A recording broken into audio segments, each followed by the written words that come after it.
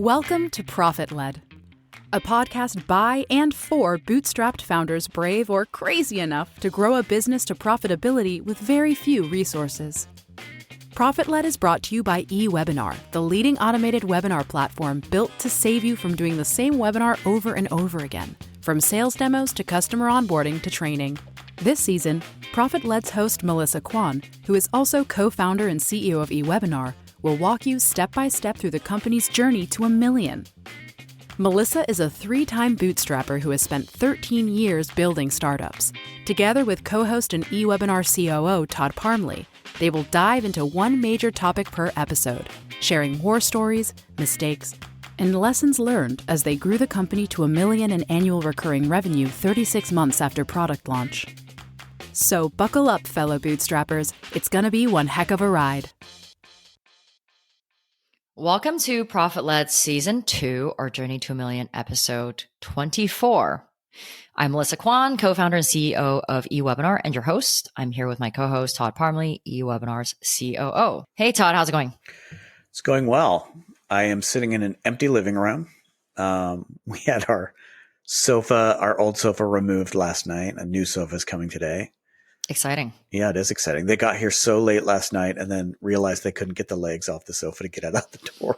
So we were using a power saw at like 9 o'clock at night. I'm sure my neighbors loved it. So we have the most epic sofa, I think, in the history of sofas. This sofa is like world famous amongst our friends. It like at one point had its own Google location, but then I removed it because it was like a business.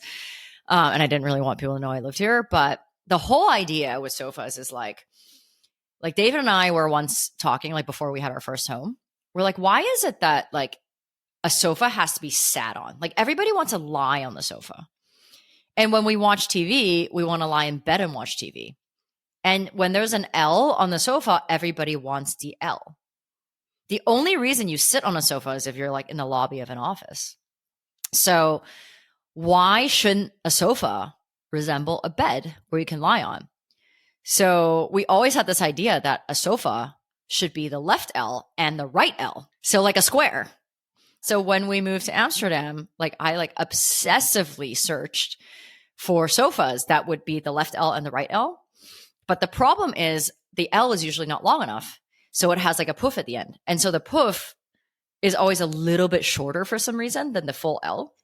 So I'm like, what the heck? So eventually we found this one brand that is an extra wide sofa with the poof that is the exact same width. So then we got the left and right L of that and made it a giant, like it's bigger than a king size bed. It's just like a rectangle. It's got like low armrests. So you could like, it's like quite collaborative. So you can sit in any direction. Like I think we fit like maximum like 15 people on here. Like everyone just piles on. Like usually when people come over, they're like a little bit shy. Like one person moves there and then the second person moves there and then it's like over. And then I sent a photo of this to the company and they didn't post it, but I was hoping that they would. But this is something I'm very proud of. This is like some of my proudest work. So I'm excited for your new sofa. Thank you. I'll let you know how it goes. If we got your sofa, it would take up our entire living room. We almost weren't sure if it was going to fit in because we have one of those like cute kind of Christmas looking houses in Amsterdam. Like, so it had to come through the balcony, like on one of those elevators. And we have like a piece of that stained glass at the top of this balcony door. And when the sofa came, we realized we had to take that off, but it had been painted over like probably for like a century. So then we had to like chip off the paint to get the stained glass out above the balcony door. But this sofa is not leaving this apartment. Like it is staying. So in the last episode, we talked about why we stayed away from selling to enterprises and how it's going up market is often not a quick path to revenue because it's also quite a quick path to immediate costs. Today, we're going to talk about the 5 pricing decisions we made that turned out to be costly mistakes. So this was also one of my viral LinkedIn posts. So we get to go into more detail, and I'll share that post in the show notes as well. So today we're going to talk about what we learned, I guess, from each decision, why it became a costly mistake. So hopefully this episode will save our listeners some pain. So I think the best way to go through this is just to like go through each one. Yeah, it's a list. I think that's the best. There's 5, right? Yeah, there's 5. Yeah.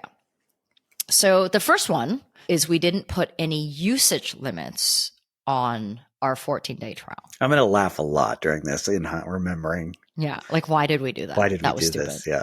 Like everything you read on the internet is like, limit your trial. We're like, nah, we're different. Why would we do that? I think in the beginning, you just want people to sign up, right? We want to lower the barrier to entry for people to sign up. And we wanted people to feel like they were getting a deal because we weren't paying a lot to get the service up and running at the time. And we really didn't know what the cost of running the platform was. We didn't even really think about calculating that cost because it seemed so minuscule.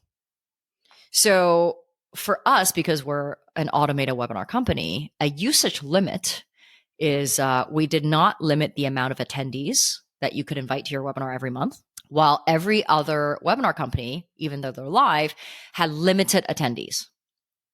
But usually they're like concurrent attendees, right? How many people can be in a webinar room at the same time? And so if we had unlimited, it made people feel like, oh, I'm getting a lot more from the software. What we didn't know was that every attendee that watches the video is actually bandwidth that we're paying for from our video provider. And at the time, it didn't seem like it was that expensive because it seemed like we were getting like a lot of gigs. I mean, we knew, but like it was abstract because it was so low. There was no problem.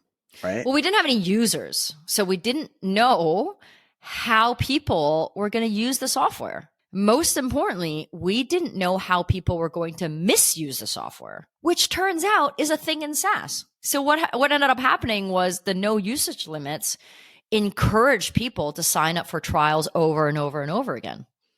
They would just use new email addresses. Right. And then, since it was unlimited during the trial as well, everything was unlimited. Emails, also reminder emails, follow-up emails. And there were some people that were trying to send out email scams through our email system. Like, so what they would do is they would, because once you sign up for a webinar, we basically send you a follow-up that says, thanks for signing up. Here's a link to click. So there were like some scammers that would like inject a bunch of people in after they like in the webinar so that like a spam email would go out. And you would click the link coming from eWebinar and it would be like, I don't know, save a prince from Nigeria or something. And it's a scam. It's a misuse that we could never have anticipated. Yeah. We just weren't thinking of that. Like, yeah, I think we thought we saw pretty early on that people were, signing up for multiple trials to max out to give legitimate webinars, right? And then cancel and, start over. But people are creative. And we have faith in people. And we shouldn't have. People are very creative. And if there's a way for them to get something for free, they'll figure it out.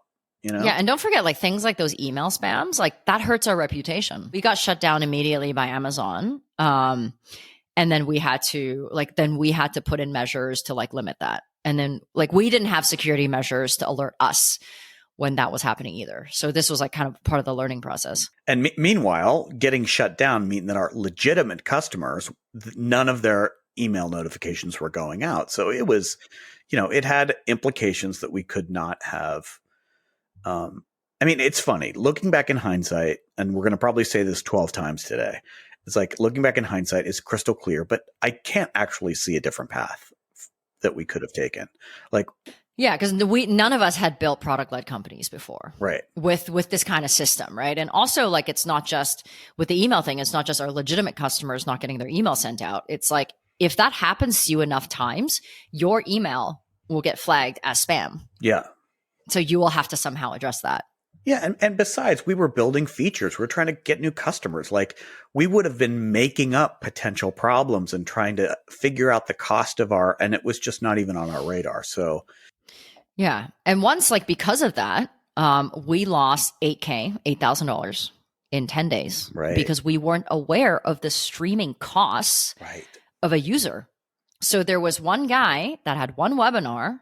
He wasn't even paying us yet. He was like on a trial. Like, not only did we not limit the trials, we actually didn't even limit the plans, right? Until like much later, which we'll talk about, but this is kind of the same thing. So on the trial, he pumped in 160,000 attendees into his webinar. This is a guy that's like how to make money and, how to make your first $500 on the internet. And his audience was like in the Middle East. So he had like so many people, and he was pumping Facebook ads and YouTube ads. And because it was an on-demand webinar, which meant that people could join right away, his attendance rate was like over 90%.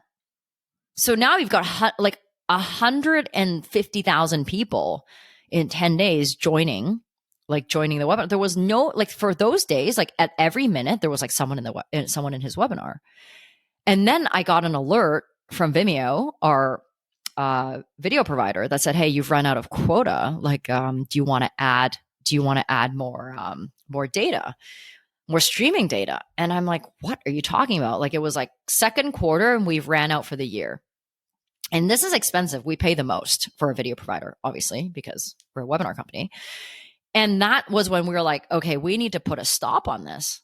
And even then, we gave him time to like pay us back. He didn't want to, and then we shut him off. In the beginning, he was nice. Then he was like, "I'm never paying you." But he found the loophole because he had come from other companies. And so because we had that experience, we then worked out the cost of an attendee that would watch a webinar for an hour. And then we limited our trial based on what we calculated. Yeah, and limited our plans as well, right? We limited our plans and added a add-on where if people hit their plan limit for monthly registrants, they could buy more, right? But what we were actually charging for that covered the costs of those additional registrants. Yeah, I mean, we talk about that a bit later, but with the just on the trial piece, right? We finally kind of had that conversation to be like, okay, how many attendees does a person need to get to first value? We never asked ourselves that. Why do they need thousands of attendees during a trial to realize the value of our software? Well, that's a common sense question I think people can ask themselves. It has nothing to do with cost, right? What do people need to experience from your trial in order to experience first value and decide they want to purchase it? And there's value, then you can set limits on that. Set limits on that, even if you're not, there's no reason not to, right? And it will prevent abuse. And, hopefully avoid the mistake that we did. I mean, I think we just wanted to be more liberal with our trial because we wanted to be nice and we wanted people to be able to use it as much as possible because we believed in our software. If you don't give people a reason to upgrade, they're going to delay that decision as much as possible. And as a bootstrap company, you need the revenue. Like, we're not running a charity, right? People, if they're using this product in their business operation, like to lower costs or make money, then, they should, in theory, be able to also invest in paying for the software. Your software is not a cost, it's an investment. So the second thing is that we didn't offer annual plans from the beginning because it was extra dev work. But I mean, there's a lot of intricacies that, the reasons why we made this decision, but the end result of that was that we couldn't collect cash upfront. And especially in the beginning when we needed it most. Even when customers wanted to pay annual, we did not have a way to charge them. And the reason why we can't just do one-offs is because our plans automatically go up and down depending on how many webinars you have. So if you move up a level, we automatically charge you prorated. But so that means that you can't just pay once and we charge you again the next year. So within that year, if you publish more webinars, in theory, we still have to charge you for that prorated. So we didn't have that system built in. And this was one of the things that we just thought we would delay because we were trying to get the product out as quickly as possible. And the plans that with the subscription we had put in was kind of complicated. So we're like, okay, well, let's just get back to this later. Well, yeah, I think what we told ourselves was that it would be easy. right? Yeah. Meanwhile, and this is related to the next thing we're going to talk about, is that we had this complex subscription plan that made it very difficult to like implement annual plans later. So the bigger problem, I think, was that we hadn't thought through what the implications of an annual plan would be for the way we had built our subscriptions, so that maybe if we had, right, then it would have been, and we built for that scale later, it would have been easier. But part of the reason we kicked the can down the road for as long as we did is because we looked at it and we're like, how are we going to even make this work? Like, this is going to be really, really hard to do. So, it was, at the very least, if there's one thing I wish we had done differently, was to think through the implications of the annual plan. Because I think we would have seen it. I think we would have seen it and been like, oh, wait, this is hard. I think if we did that, I think we just had like feature fatigue at that point because we just wanted to get this out. But if we did that, we would have also realized that our monthly plans were too complicated. Well, that's what I mean. Like, because we were trying, like when you thought, okay, let's take our monthly plan and now extrapolate that to annual. It's like, holy shit, that's like so much complexity now adding it to an annual plan. So, yeah. So the other thing that we couldn't do outside of collecting cash up front when we needed it the most was we couldn't offer like partners and affiliates when we were trying that strategy. We couldn't offer them bigger commissions. Yeah, right. Who wants a commission on a $99 a month product, right? And so, and affiliates want to move fast, make a deal, and move on. And we had no way to do that. So, for example, like if we had, a deal through an affiliate that you can sign up for 1 year at a discount and it's $1,000, and if they do that, they get $400. Then it's worthwhile for them, right? But we couldn't do it. So we couldn't even test those things when we were testing that strategy. And unfortunately, because we kicked the can down the road, we didn't have time to revisit this particular thing until 2 years later. So for 2 years, we only had a monthly plan. And in the end, we needed to change how our monthly plans worked in order to accommodate the annual plan, because we couldn't have an annual plan that worked differently than the monthly plan. Yeah. Yeah. And once we got, we made this decision, we're going to put it off.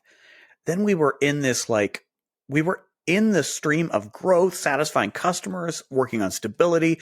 We had no time or brain space to even think about it. So, it was a train that we could not get off for 2 years until we were finally like, okay, let's solve this problem. So I don't know that we had the ability to anticipate that in the time. Again, hindsight's 2020, but it was painful. I mean, also like not being able to charge people when we really wanted to hire new people was really painful. Like, and we a lot of our people are outsourced, right? So if, for example, 3 people on our level 1 upgrade to an annual, that's 1 person for a month. If we wanted to invest in a campaign or, a different piece of software, like an additional $1,000 to us is a lot, because we spend every dollar that we make. Like now that we're broken even, like we're broken even because we spend every dollar that we make back into the business. Like as soon as we make a little bit of money, we actually hire a different person, like hire a new person, or we increase the salary of the people that are already here. Right. So not having that was a bit painful. Right. Which it goes back to bootstrapping. Right. So it's like, the thing that you're not thinking about, or that certainly we weren't thinking about, is, I mean, when people pay you on the annual plan, they're paying you less, right? Ultimately, they get a discount for being on annual, but the opportunity that revenue gives you up front is what we were missing. And it was very painful. Well, also like they're less likely to churn in theory, because now they're like invested. They want to invest in it. They want the software. A lot of the customers that go annual, they'll use this for a few months and be like, yeah, I'm really integrated with this and I really like this. Or some companies don't want to have because our product is low cost enough that someone from the company, they don't need to get this approved by on their budget. Someone will use their credit card, but expensing couple $100 is annoying. So some people will be like, I'll use my credit card, but I'll just expense this once a year. So we didn't give them the opportunity to do that. And so that was annoying. So the third thing is we originally wanted to be fair, and we offered prorated credits when users moved to a lower tier. And this was the complication, like that we introduced that made annual plans really hard. So we originally copied Slack's, fair use policy. We thought it was customer friendly, but the problem is like we didn't have Slack level funding. So not charging when we should have been or could have been actually delayed profitability. Offering those credits made annual plans way more complicated. So that's why we delayed it. And the thing is, a lot of companies do not offer credits or refunds when you go down a plan, right? The way that normal companies do it, and the way we ended up doing it, is your mid-plan or your mid-month, you're in a plan, you downgrade, and you have your existing plan until the current billing period. And then on your next billing cycle, you're on the lower plan. That's normal. Yeah. I mean, I think you said we wanted to be fair, right?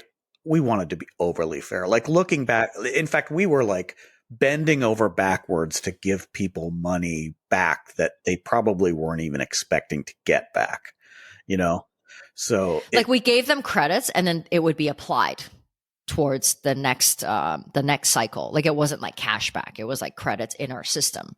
And think about that. People could go up, down, up, down, down, down, like 12 times in a month. And so we're tracking all of these credits and, payments. It was kind of ridiculous. Yeah. And the reason we couldn't implement that on annual was because if you pay annual, you get a discount. But if say you got an annual plan for level 2 and now you go down to level 1. So we do or we don't give you a refund or a credit. Like why is it that on monthly you get a credit, on an annual you don't? So then the annual looks like a much worse deal.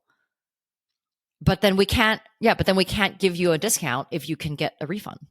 Right. It's like you're assuming more risk by taking on an annual plan, but for less of the financial incentive that the annual plan is meant to create. So it was stupid. Yeah. And by doing that, by having this plan, we actually encouraged our customers to downgrade so that they could get the credits back instead of staying at a higher tier.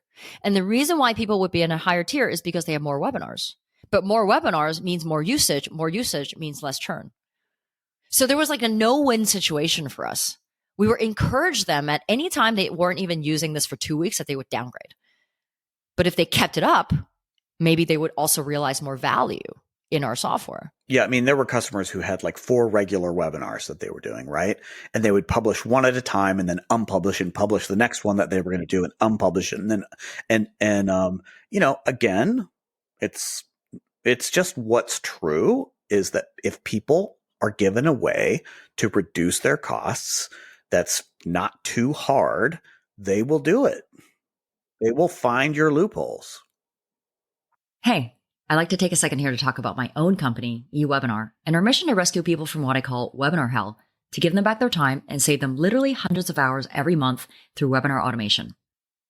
If your sales team is tired of doing the same demo over and over for unqualified leads or worse, prospects who don't even show up, an on-demand demo powered by eWebinar can help them get their time back so they can close more deals. If you're doing customer onboarding and training on repeat, eWebinar can help you automate those so you never have to do them live again. Customer success teams are using eWebinar to run hundreds of sessions every single month without a live host. Why don't you give our product a try and see for yourself? Visit ewebinar.com to join our own on-demand demo or to sign up for a free trial. All right, now that I've gotten that on my system, let's get back to the episode. Yeah. And also $50 here, $100 here for a customer, who's running a real business is not that impactful. But when you have hundreds of people doing this, it's impactful for our business. Again, it's this, we're talking when we did this, it was pre-profitability. So it was delaying profitability, right? And so most importantly, this wasn't how everyone else was charging. So it was actually really hard for people to understand what we were doing. Like they would ask us so many pricing questions and how those credits work and how upgrading downgrades work before they even sign up. So we were introducing support by trying to be too fair because it was a system that they didn't really understand. So there's something to be said about structuring your subscriptions like everyone else so that people just get it right away and you're not delaying them to sign up. Yeah. I mean, already, because we're an automated webinar product and we have this concept of an active webinar, right, that can have thousands of sessions and registrants per month, but it still only counts as one active webinar. That alone is a hard thing to understand for people who've never done automated webinars. If they're coming from the live webinar world, they're like, wait, you're just giving me one webinar? That makes no sense. So we already had this pricing question that we needed to help people understand, right? And then we added this complexity on top of it, and it became like a thing. It was a thing. Like it was like and it became I think it became a barrier to people signing up or figuring it out. I mean, it was just, it was too much. Yeah. And when we changed that, eventually, like nobody even said anything. Like it literally didn't matter. They're like, oh, okay, now it's different. Like, because we're talking like credits for less than a month, right? These are credits for like a week or 2 weeks. But it had such a big impact on behavior and hence like a, revenue for us, right? We didn't like actually measure the difference, but I think it was probably something like 10% difference in revenue, which is huge. But most importantly, we encourage people to use the product more. Stay at the higher tier. Keep your webinars published. Yeah, and I think there's something to be said just for by doing what everybody else was doing, right? Just following a more familiar pricing plan. That came with, not doing that came with a much higher cost than we thought in terms of like headache and explaining and. Yeah. And then we made our annual plans work the same way. Like that was the major driver, is like we're introducing annual plans. How do we make them work the same way? And we had to take away the prorated credits. So now like somebody signs up for an annual plan, they get a 15% discount. If they go down a level, so let's say like mid-year, they go from level 2 to level 1, they keep level 2 until the end of their billing cycle. And then the next billing cycle comes, we see how many webinars they have, and we charge based on that. If mid-year they go up a level, then we charge them prorated, and they stay at that level for the remaining months. So it's easy to explain, easy to understand. It works exactly the same as monthly. No one's ever asked another question. Imagine that. Yeah. Yeah. So the fourth thing was actually a painful thing. And a hard decision for me at the time was we grandfathered existing customers when we doubled pricing. So just to give a bit of context, at some point, I think we talked about this in the previous episodes, our product was bigger than what we were charging. So at some point, people were coming to us and say, we're signing up for you because you're the cheapest. But we weren't the cheapest. They were just getting the most in comparison to other things. So our product finally was able to demand a higher price because we became the best and premium product in our category. So in the beginning, our prices were $49, $99, and $199. No add-ons, nothing. That was like the 3 plans. And then we were going to change it to $99, $199, and $299. So it wasn't like double. It was like double and the 50%. Before raising our prices, multiple bootstrap founders advised me to increase pricing for existing customers as well, if we truly believe that our product is offering more value. They're like, just rip the Band-Aid off. There'll be some churn, but revenue will increase. It'll be net positive, and it will get you to profitability faster. Multiple people had told me that. They're like, it will be painful because the people that you'll hear from are the loudest. But because of our price point, because it's so minuscule, the people that actually really care about our product will want to pay more or not care about it.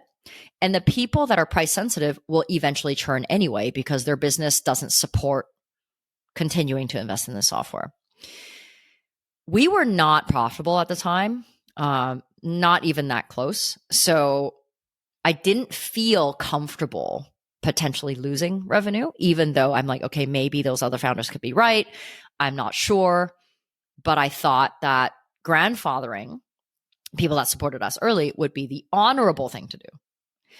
But because we did that, we were missing out on $30K of revenue, even if we factored in the churn, that we could have been investing at the time towards growing our platform. And $30K per month, let's be clear. Per month. Yeah. So like our platform costs were going up because there were more people joining every month, more people using the software. So our Amazon was going up, Vimeo was going up, everything was going up.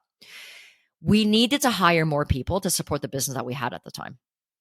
So all this was happening at the same time, but I didn't really notice it. I didn't really realize because it was like a slow creep.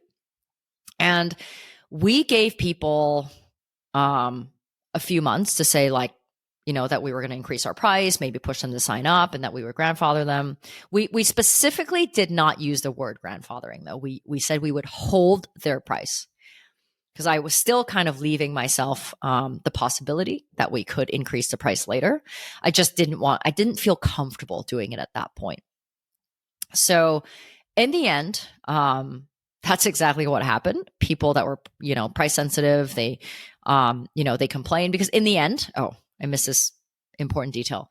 About a year later, or more than a year later, we did end up increasing the prices for people that we held the price for. So for like grandfather customers. And in the end, people who complained were price sensitive. Some people left, but not noticeably. We did not have noticeable higher churn that month. We gave them 6 months in advance notice before we increased the price. I think we sent like at least 2 or 3 emails throughout listing out why we're increasing, the new features that we have. People who saw value in us, like some people even emailed us to say like, I'm happy to pay this because you guys are doing a really great job and you're actually too cheap. And you know, in the end, those are the ones we want to attract.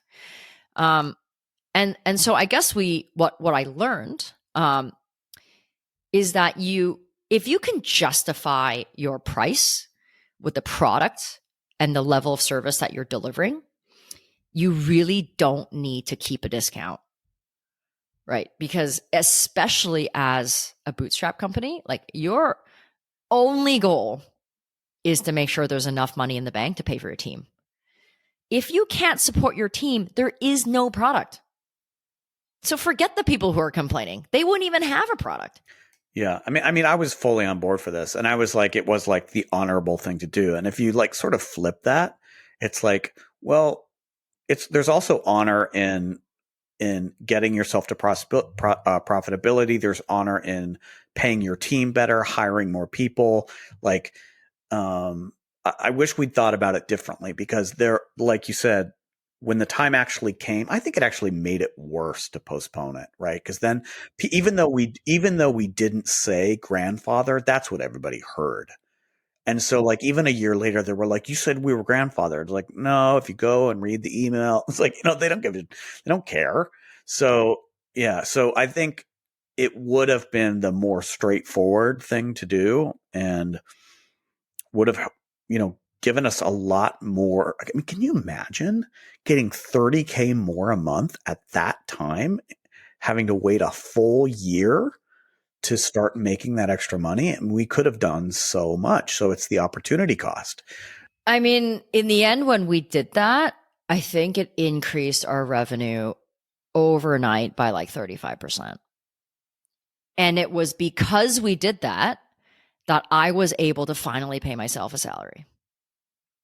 So that was year 4, right? This was, I think this was like just before we hit $1 million, like, and that just put it kind of over the edge, right? And then everybody was more comfortable, right? I was on edge for a long time because I wasn't making money for a long time, right? I wanted to pay everybody more, like even just a little bit more would be great, right? So there were just so many implications that like from not doing that, from I guess grandfathering existing customers that like honestly to them like from 50 to $100 is not a lot, right? From 99 to 199 is not a lot.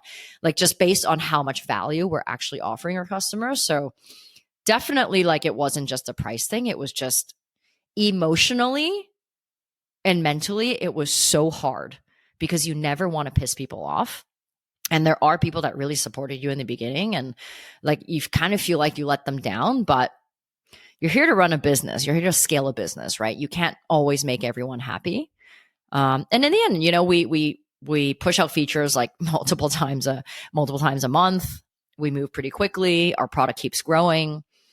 You know, it's still a monthly service. They can leave anytime. So I think that people that really value your service will ultimately see this as an investment and not just a pure cost. Yeah, you got to put your mask on for you got to help your, what is it? You put someone else's mask on? No, you put your own mask on first on the plane before you put someone else's mask on. It's like, you know, there is like value in like, I think there's even a term for this, like selfish altruism or something like that, where it's like, you got to take care of yourself first in order to be able to be of value to others more in the future. So, yeah, absolutely. And, but I also think like our starting price point was really for a bare bone product. And it just didn't justify the effort that we were putting in. And also what ended up happening when we kept prices the same for old customers was we then valued them less. Like we wanted to support them less. We respected them less, and that sucked.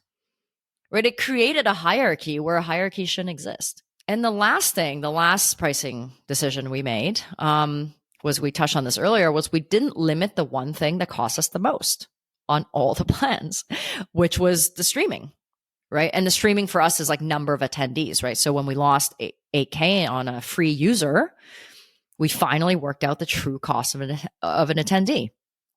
So like when 10,000 or 100,000 people are on our system, it really strains the system. So the streaming costs are pretty significant, especially when marketers are spending 10,000 a day to drive registrants to their e-webinars because we're just part of their funnel. Like they're buying ads, they click the ad, they come into our webinar, they buy something. And so the more people attend the webinar, the higher cost per account. And we should have had more clarity from day one on the cost of the service that we're offering and applied limits to avoid losing money on supporting those high use customers. And we didn't have a lot of those, but the ones that we had were draining all the resources for the people that didn't use it as much. Yeah, I mean, like we should have done that from the beginning. It's really easy to say that, right? I mean, I think there's a couple of things we could have done. I mean, we really did ignore the fact that every other webinar company had limits.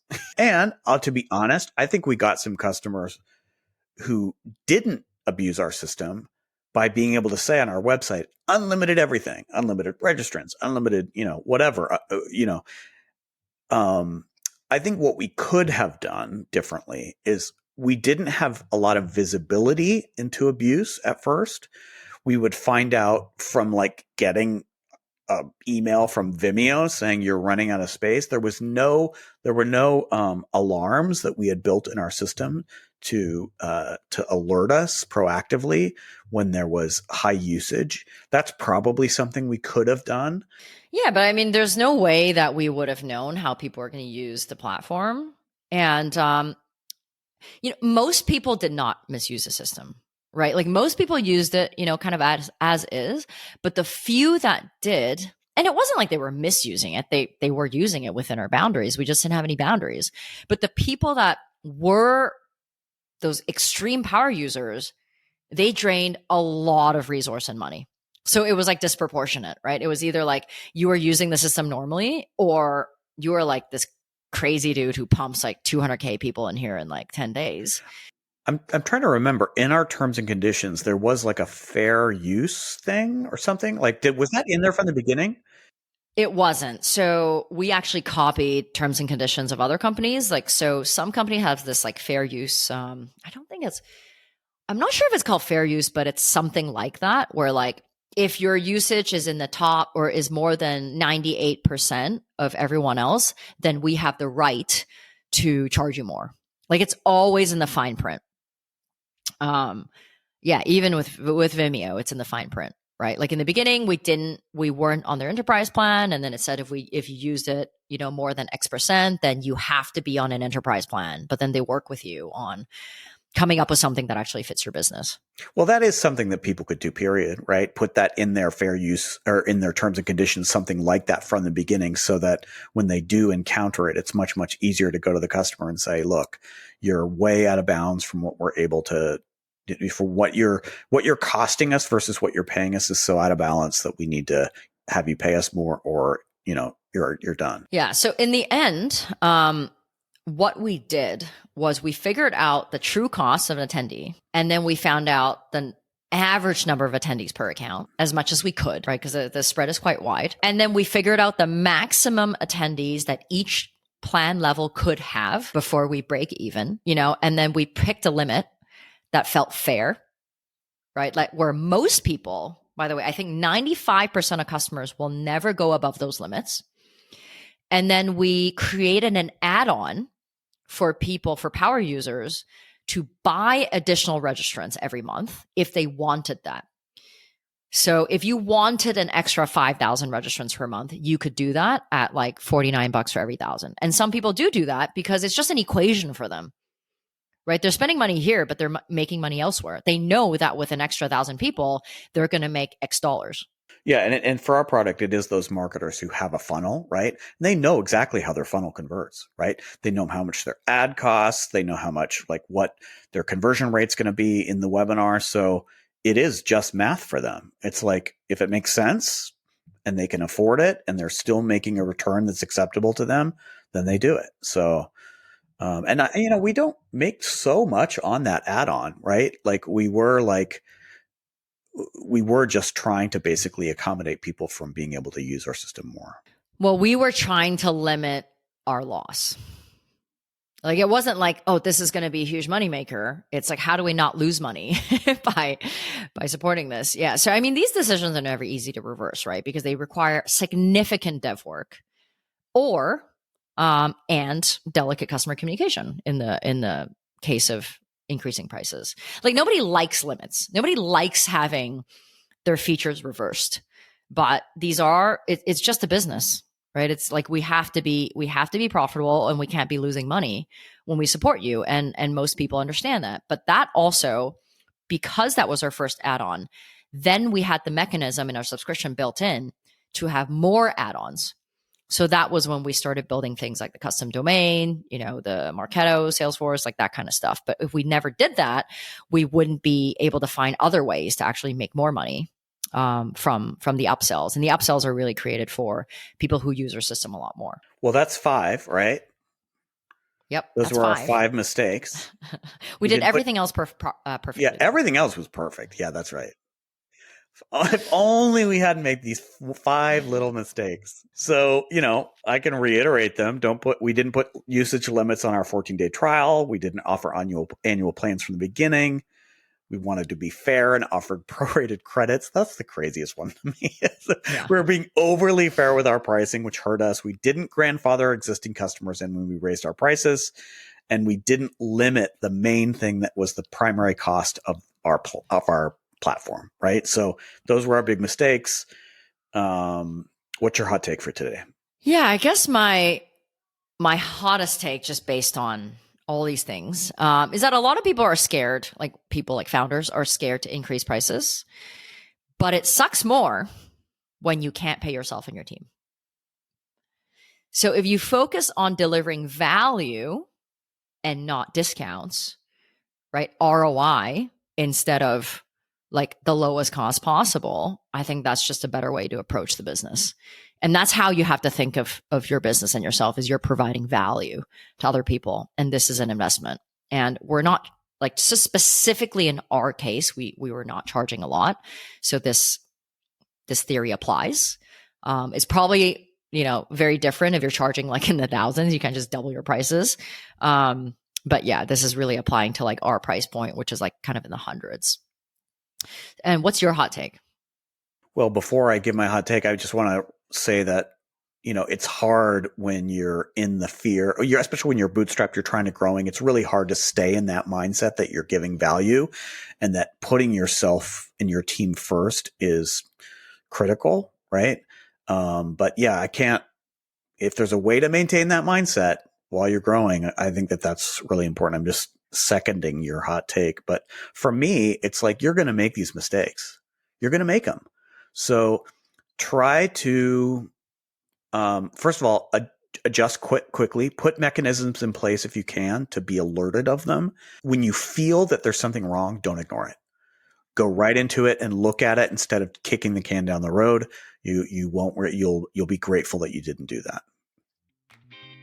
If you've been enjoying this podcast, I've got a small favor to ask. The only way Profit Led grows is by word of mouth. So if you'll do us a favor and hit the subscribe or follow button wherever you're listening or watching this podcast right now, it'd mean the world to us and help us continue to spend time making these episodes for you. Ping me on LinkedIn if there are particular topics you want us to get into this season.